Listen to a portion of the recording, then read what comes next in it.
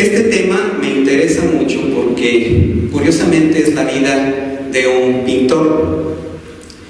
Este pintor se llama William Butler Molen. Y esta historia nos dice, este pintor tuvo la característica de que él empezó a notar los cambios que se tenían en el Alzheimer desde temprana edad, antes de padecerlo. Y entonces él es el único que nos ha plasmado en el arte lo que significa la enfermedad de Alzheimer, cómo vamos afectando al individuo. Y por supuesto, en cierta forma, la ansiedad que la enfermedad puede causar en las personas. Entonces, este William Butler Molen nació en Filadelfia en el año 1933 y fue graduado en la Escuela de Arte de Oxford. Vivió en Londres y se casó en 1965 y murió en el 2007. Pero vean cómo capturó él la experiencia de la demencia desde su inicio hasta un estadio avanzado. Su obra constituye un acervo único, médico y psicológico para entender la enfermedad.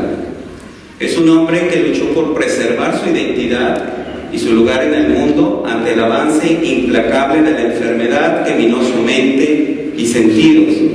Con perseverancia, coraje y honestidad, adaptó a cada etapa su estilo y técnica para producir imágenes que comunican con claridad sus predicamentos.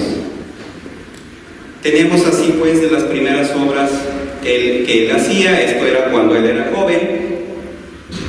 William Butler Molen, cuando él era joven, empezó a manifestar esta serie de pinturas, la que se un poquito ya más adulto. Este es un autorretrato que él se hizo. Aquí lo podemos conocer ya de adulto. Ok, parece que no llega hasta allá. Aquí, bueno, aquí en este.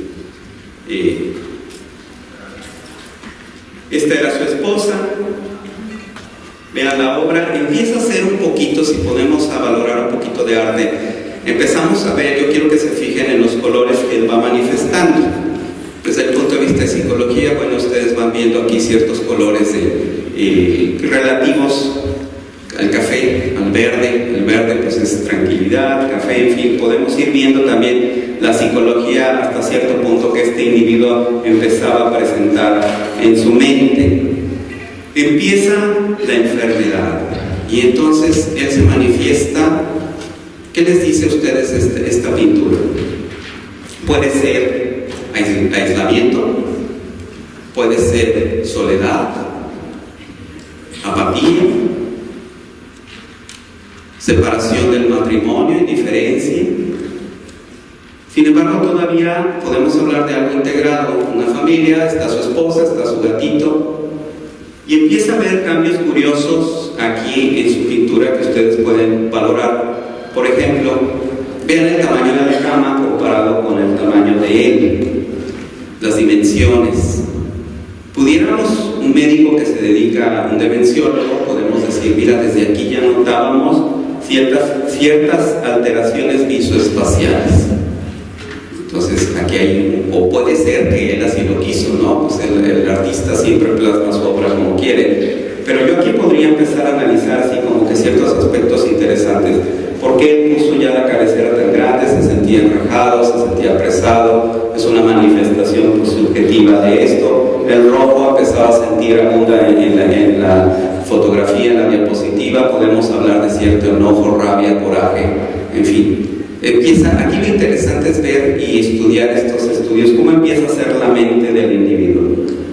Y continúa aquí, si se fijan, la silla de él está vacía, como que empiezo a sentirme aislado, yo ya no estoy, no empiezo a ser parte del ambiente, me empiezo a desintegrar de mi medio ambiente. Entonces los cambios que suceden antes de una demencia son muy interesantes, porque los primeritos que se dan cuenta de esos cambios somos nosotros mismos. Ningún médico, ningún familiar se da cuenta. Somos nosotros mismos.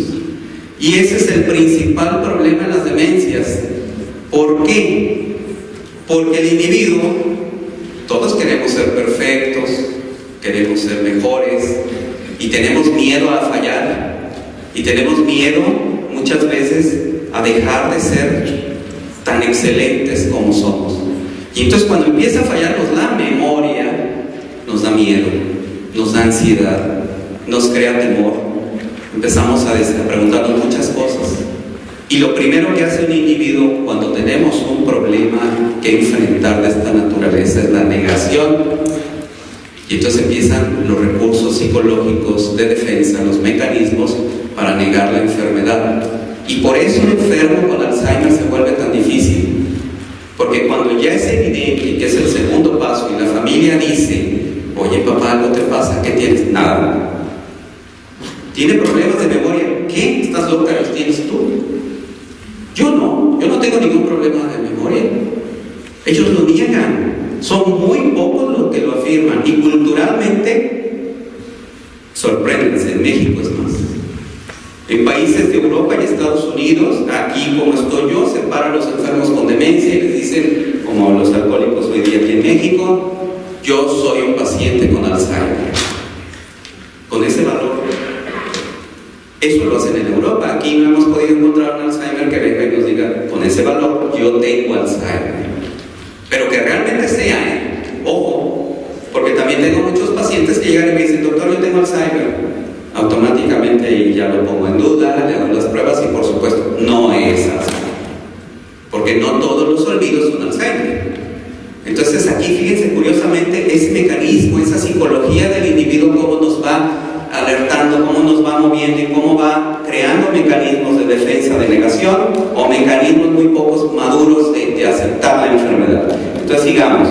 Fíjense, aquí ya empezamos a tener algo más abstracto. Alguien me puede decir: bueno, es que ya él fumó marihuana, el porro, y entonces ya empezó él así como que a sentir lo abstracto y el arte, y pues sí, no podríamos negarlo, pero se conocía la historia médica de este señor William, y entonces sabemos que no era por ahí, sino que él ya empezaba a crear esa alteración visoespacial. Si se fijan, ya aquí ya no hay un arriba y abajo, es como que todo plasmado en un solo plano, y ya empiezan a perderse la objetividad y las formas de los objetos. Entonces aquí eso es importante. Volvemos al sentimiento de soledad, de depresión, de aislamiento que empiezan a tener, y ansiedad, justamente, y ansiedad que tiene un enfermo con deterioro cognitivo y con demencia en las primeras etapas. Doctor, me estoy volviendo loca o loco. ¿Así lo cree? Doctor, algo me pasa, mi cabeza me da vueltas, no entiendo qué está pasando. Y entonces la persona tiene ansiedad. Y entonces empiezan los cambios principales de trastornos del comportamiento en los enfermos con demencia. Entonces, uno de los cambios que tenemos en Alzheimer son los trastornos del comportamiento. Trastornos del comportamiento. ¿A que sí?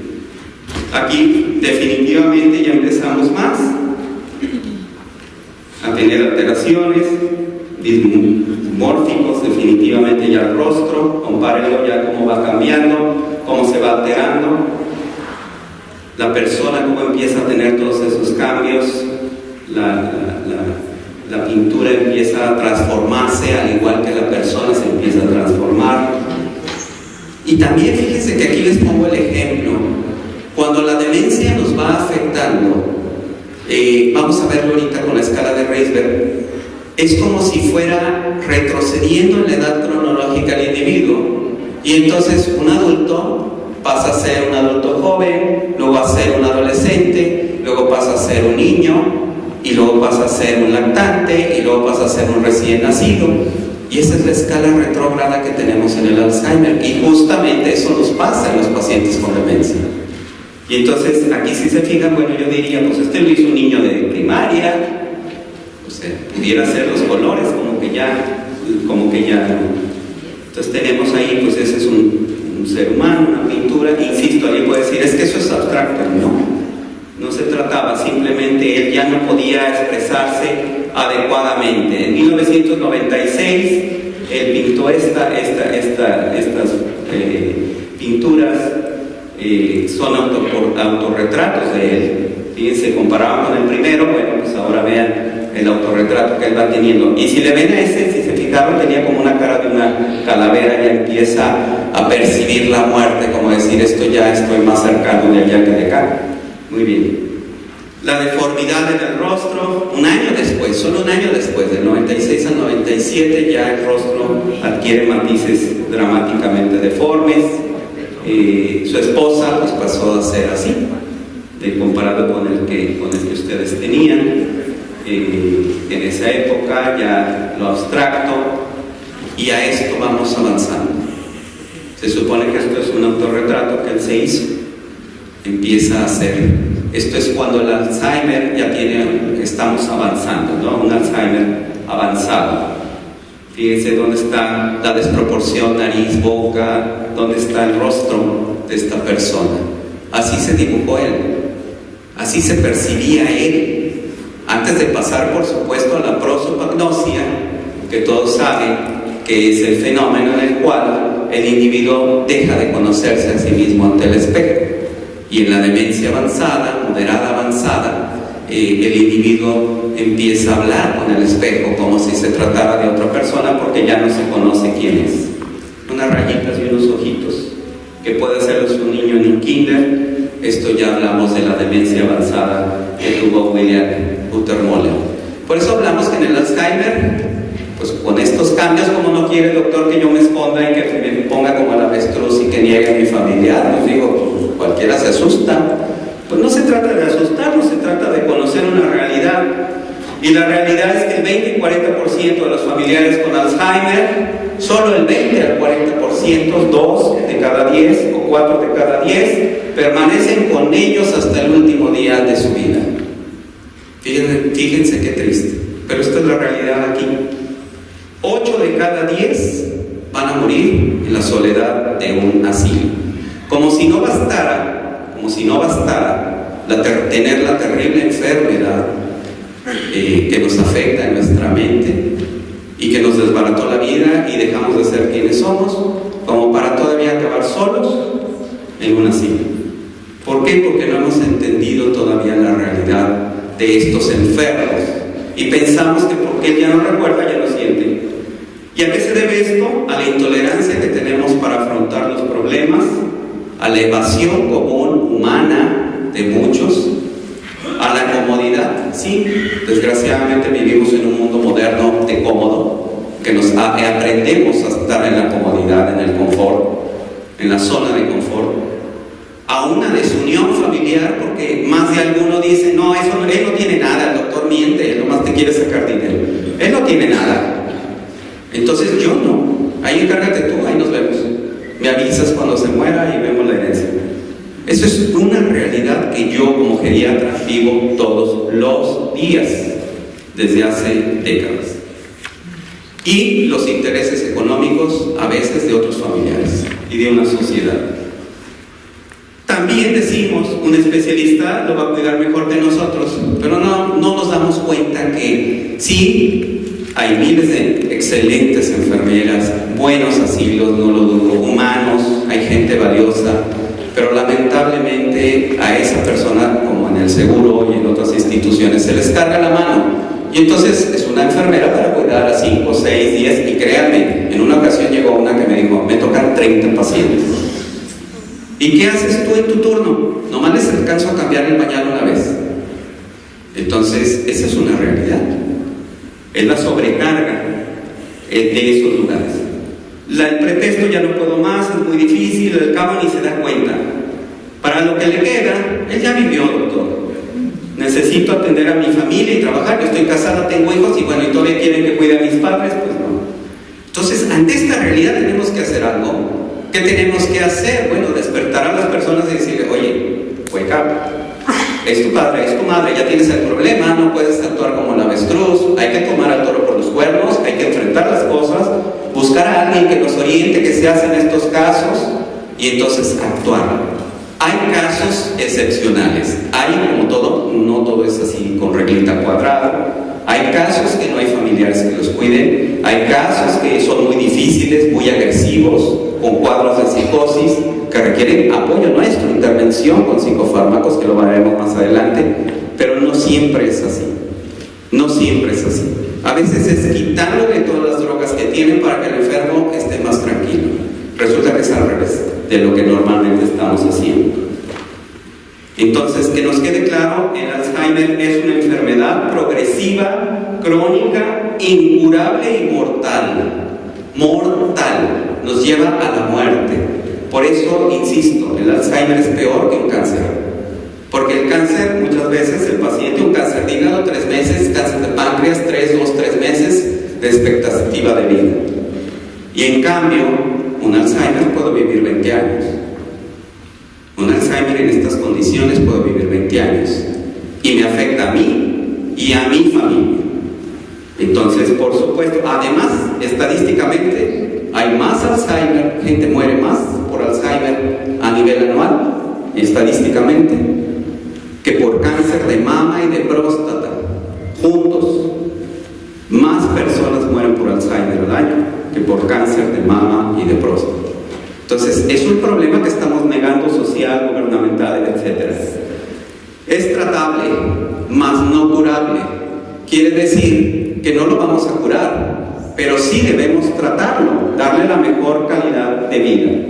Antes, ir con él, son 3 etapas importantes.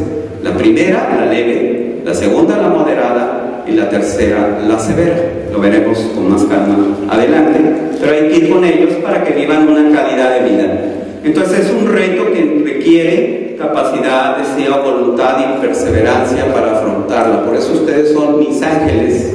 Para mí son unos ángeles todos los cuidadores y familiares de enfermos con Alzheimer, que tienen ese terrible reto. No lo niego, por supuesto que lo tienen, y que en un momento dado, bueno, no nos queda más que enfrentarlo. Enfrentar retos, pues la humanidad lo ha sido, lo ha ido presentando, el sismo, la bomba de Hiroshima. La persona tiene esa capacidad, todos los humanos tenemos la capacidad de enfrentar esos retos. Las Torres Gemelas, esto lo voy a tocar más adelante, que es lo terrible en el Alzheimer, y la oportunidad de crecer. Y bueno, entonces dense ese regalo acerca de qué podemos hacer con nuestros familiares. La ansiedad es un problema terrible. En la primera etapa, cuando el paciente se da cuenta que empieza a perder la cabeza, empieza a sufrir ansiedad. ¿Cómo se detecta? Hay un síntoma clásico en el Alzheimer que lo llamamos pacing. ¿Y qué es este? Todo el día están caminando. Dan las 5 o 6 de la tarde y el paciente anda caminando sin rumbo. Se quiere salir. Caminando. Lo llamamos pacing. Es uno de los síntomas clásicos del Alzheimer. ¿Qué hay que hacer? Medidas no farmacológicas que explicaré más adelante. Pero no los droguen, no los ceden. Entonces la ansiedad en el Alzheimer se calma con el cariño, el apoyo de ustedes, y en todo caso, cuando no se puede, insisto, hay de casos a casos, usando ansiolíticos naturales, ansiolíticos no farmacológicos, pero no me los droguen, por favor. No hay peor paciente que llega dopado al consultorio, encima del Alzheimer le echamos tequila, whisky, brandy, coñac. No, bueno, pues, ¿cómo espero que ese cerebro funcione? Entonces es fundamental que llevemos el concepto básico. Si el cerebro no funciona y encima de que no funciona yo todavía lo dopo, bueno, pues no me extrañe que me agreda, que me confunda con una ballena o con un elefante, que me diga, bueno, pues tú eres mi enemigo, me quieres robar, ahí vienen, estos me quieren agredir, me van a secuestrar. Pues ¿cómo no? Si nosotros estamos provocando eso. ¿Y quién más? Los médicos. Cuando digo nosotros, somos los médicos, porque nosotros somos los que tenemos la culpa de cuando llega el paciente, oiga, es que está muy ansioso. No se preocupe, mire aquí, con esta recetita le da 2 gotitas de clonazepam a mediodía, en la mañana, en la noche, y se le va a tranquilizar. Oigan, o sea, es lo mismo que con los niños cuando son muy activos, sedarlos, o un bebé que llora y lo queremos drogar. Es lo mismo, exactamente lo mismo. Estamos actuando de una forma no adecuada.